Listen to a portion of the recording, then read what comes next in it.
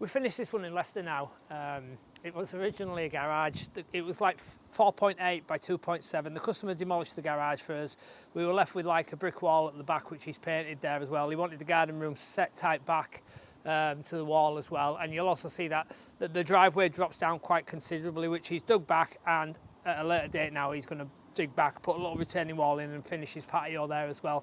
So we'll go around and have a look. There's actually a little bit of everything on this job, right from a grass roof, dummy pillars, we've got the no maintenance cladding on the back, and we've also built a bit of a fancy shed for him as well. So we'll go down and have a look. Okay, so if you follow me, I'll show you. This is the side elevation. That's what we're on about, where his drive actually drops down. The customer himself is going to build a retaining wall there and make good there. So what we've managed to do, we've managed to get it as tight as we could and as he wanted as well, to the side of this decking and to the back wall. So the side there is clad in Western grade cedar. It's hand selected. I've selected every single piece myself. We do the Architraves around it, the reveals as well. We've got an anthracite letterbox window there as well. If you watch some of my videos, I've showed you how to do these trims. The reason why we don't mitre them is it's timber, it's outside, and it will open up. If Jenny jumps up here now, she will just have a quick glance at the roof, and I will show you up there shortly as well.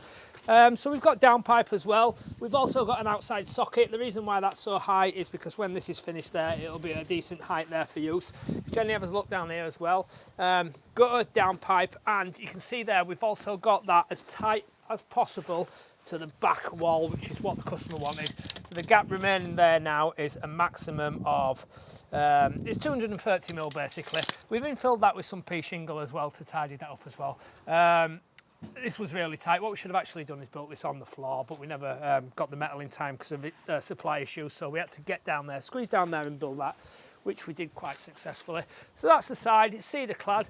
We've got a black fascia and black trims on there, and if Jen can just see, there's not much left of the soffit there, but it is a cedar soffit, and if she looks that way, she will see the cedar soffit running straight across the front of the building. I'm going to talk about the front of the building as well in a minute when Jenny comes down these stairs. We put on these dummy pillars, which has now become quite a popular feature of ours. You can see the corner angle bead on there. What I've also done is took the corner off that as well to soften the look of them as well. So they're a beautiful finish on there. If Jen just steps back, she'll be able to see that I've carried the same piece of timber all the way through, which enhances the look of that as well. We've got God, what are they called now, Jen? We've got up and down lighters on the side there as well, and we've also dropped colour changing LED strip up there as well. We've also got some fire rated downlights in the soffit as well, and there's a security light there as well. What I'll do is I'll show you around before I show you in. So the garden's on 2 levels in this circumstance. So what the customer wanted, he wanted a shed as well because he had a little shed previously. So what we said we'd do, we'd build him a shed, and we've pulled it out of the bag really and built more than just a shed. Again, we've followed the LED strip around there as well. It's colour changing LED, and we've also done a little detail there on the side where we've offered the cedar in 2 different directions and dropped a light in there as well. So, I mean, it's currently glowing white at the moment, but there's red, green and blue on there as well. And we've also done the same. It's literally a match of the garden room. Right, so the customer's got an absolutely fantastic garden. It's got quite a tropical feel to it, and you can see that this garden room settles in beautifully and looks fantastic amongst these palm trees and the double level as well. Like I say, we've built this shed. It's a little bit more than a shed. It's cedar clad, same as all our buildings, well, generally most of our buildings. And if you watch my videos as well, you see that Jenny fit this door.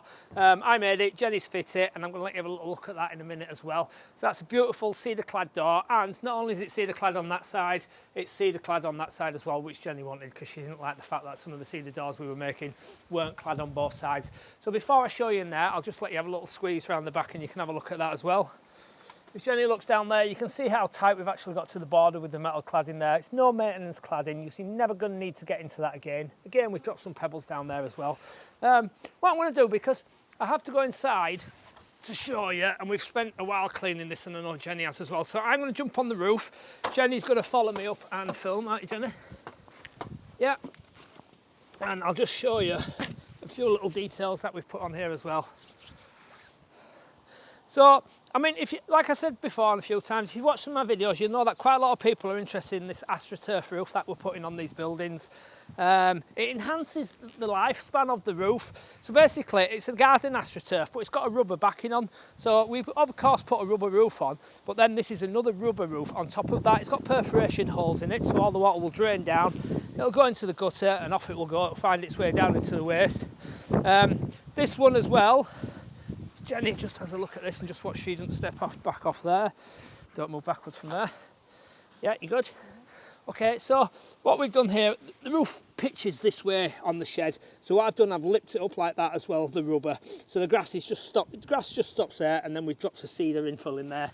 So it's all about the detail. I mean, if you look at the finishing detail on some of this work, I'm more than happy with this job. Everybody's pulled it out of the bag for me on this one.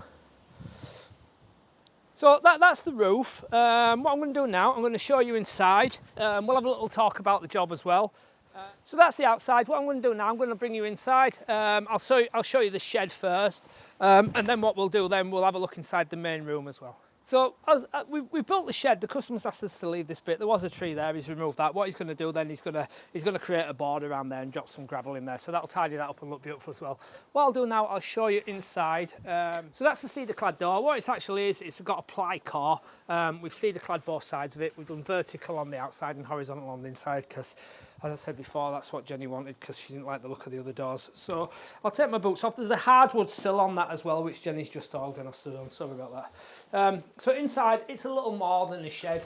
We've got an LED strip light on there. We've OSB lined it, and currently the price of OSB at this point in time, if you're watching this, has gone through the roof. We've also dropped a laminate floor in there. There's some skirting boards. I've dropped a cedar bead round there as well. We've also put this little cedar shelf on there. The reason for that being is there is a control module up there which operates the TV, which I'll show you in a minute. It's picture frame TV. Also in that box there are the drivers for the LED lights. So that's it. That's it. That's it. Okay, so that's it. That's as fancy shed as you're ever going to get anywhere. And quite frankly, anybody would be pleased with this in the garden, wouldn't they? Okay, so let's have a look in the main room then. Right, so Jenny's fit a Euro cylinder in there as well.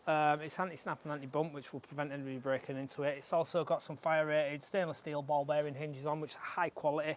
Easy to take the weight of this door, and she's also fit a weather bar as well there, which will deflect the rain off. So on this elevation here, we've got cedar again. It's Western red cedar. It's really expensive at the moment. We've finished our Architraves as we always do. No miters, butt jointed because they will open. We've got a tall, non-opening window there. Everything's in anthracite, everything's in aluminium. Again, dummy pillar to this side.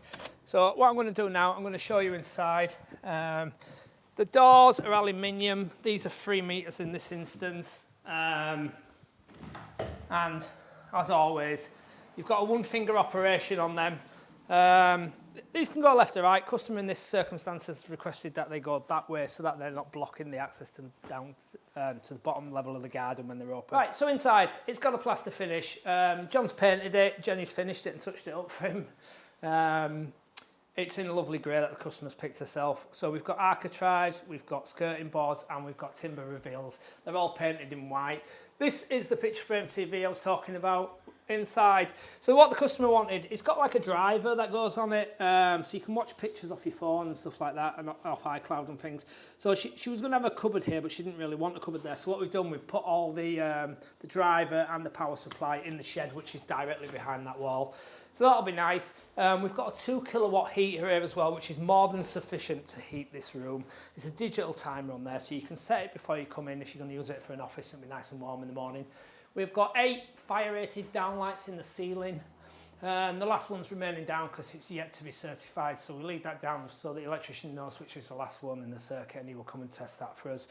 Power sockets. So we've got various power sockets around the room. If Jenny can just see in there, we've dropped a couple in with USB ports on as well. We've got a 4-gang light switch on the wall there, which operates inside lights, canopy lights, up and down lighters, and LED strips as well. We've connected to the house internet as we always do. There's no what was I going to say? So we've connected to the house internet. We've run a Cat6 cable to there. Adam's dropped in that TP-Link router, which gives you Wi-Fi, and you can hardwire it as well. So if you're sat in here in your office, which this is going to be, so you can plug in a computer hardwire, or you can use the internet's Wi-Fi, and it will have the same strength as in the house. All right. Letterbox window, so high level window there. It works quite nice. This is where the customer's going to sit. She's going to sit here. She's going to have a desk there. That's why there's a socket at that height there for desk height. And then she'll be able to watch her picture frame TV.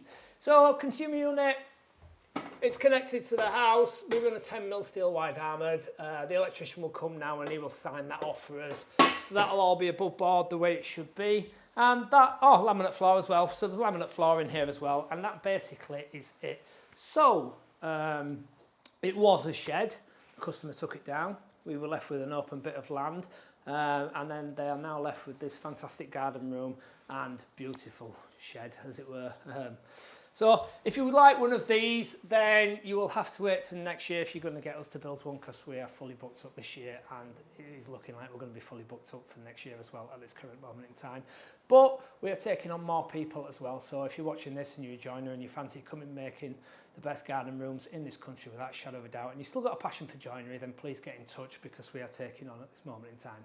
Okay, so if you'd like to follow and subscribe if you're watching this on YouTube, and if you're watching it elsewhere, you'd like to get in touch and leave me a comment or just get in touch, that would be great as well. Thank you very much, and we will see you on the next one.